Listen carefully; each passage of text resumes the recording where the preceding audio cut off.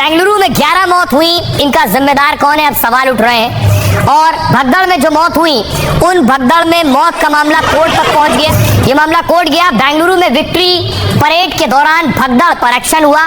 Karnataka police ने RCB Karnataka association और event management company के खिलाफ एफआईआर दर्ज की। एफआईआर में सभी पर आपराधिक लापरवाही का आरोप लगाया गया है। जिम्मेदार एजेंसियों की लापरवाही की वजह से घटना हुई। जिम्मेदार एजेंसियों ने आखिर क्या किया, उस दौरान सवाल उठे। याचिकाकर्ता के वकील ने कोर्ट से कहा है, कर्नाटक राज्य सरकार को यह बताना चाहिए कि आरसीबी के खिलाड़ियों को सम्मानित करने का फैसला किसने लिया। जो खिलाड़ी देश के लिए नहीं खेलते हैं, उन्हें सम्मानित करने की क्या मजबूरी थी। हाईकोर्ट ने सरकार से पूछा, आपके पास कोई एसओपी है, यानी स्टैंडर्ड ऑपरेशन प्रोसीजर। मान लीजिए कि अगर भविष्य में ऐसा कुछ होता है तो आपके पास कोई स्टैंडर्ड ऑपरेटिंग प्रोसीजर है, क्या आप करेंगे जो ऐसी घटना होने पर तुरंत मिल सके। घायलों को किस अस्पताल में ले जाया जाएगा, साथ ही ये सब एसओपी में शामिल किया जाना चाहिए। कर्नाटक सरकार के अटॉर्नी जनरल ने कहा, सरकार ने इसे गंभीरता से लिया है, वो एसओपी तैयार करेगी। कोर्ट ने हादसे पर राज्य सरकार से रिपोर्ट भी मांगी है। मामले की सुनवाई जो है, अगली सुनवाई 10 तारीख को होगी।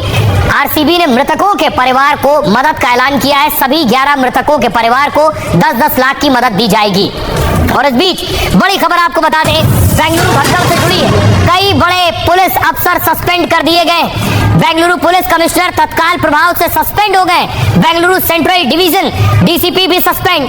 कंबन पार्क के एसीपी एडीसीपी भी सस्पेंड। कंबन पार्क थाने के एसएचओ और इंस्पेक्टर भी सस्पेंड कर दिए गए।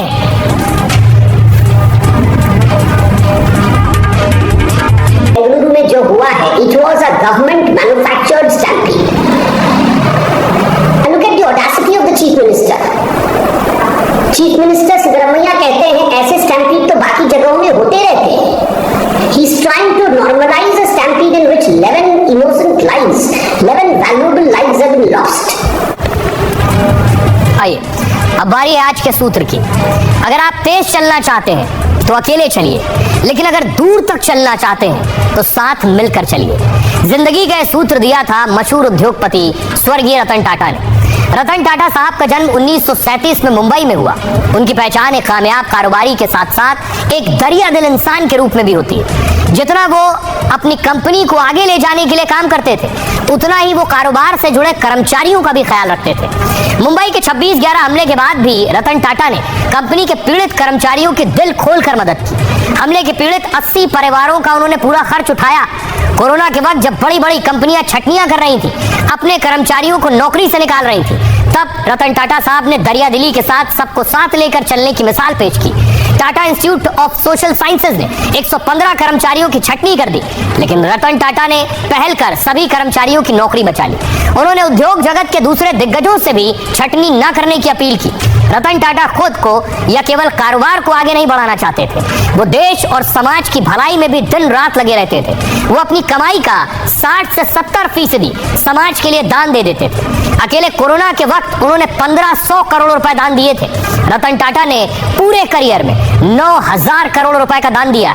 रतन टाटा ने अपनी जिंदगी से एक सूत्र दिया, जिंदगी में एक दिन आपको यह एहसास होगा कि धन दौलत जैसी चीजें ज्यादा मायने नहीं रखती, अहम है उन लोगों की भलाई जिन्हें आप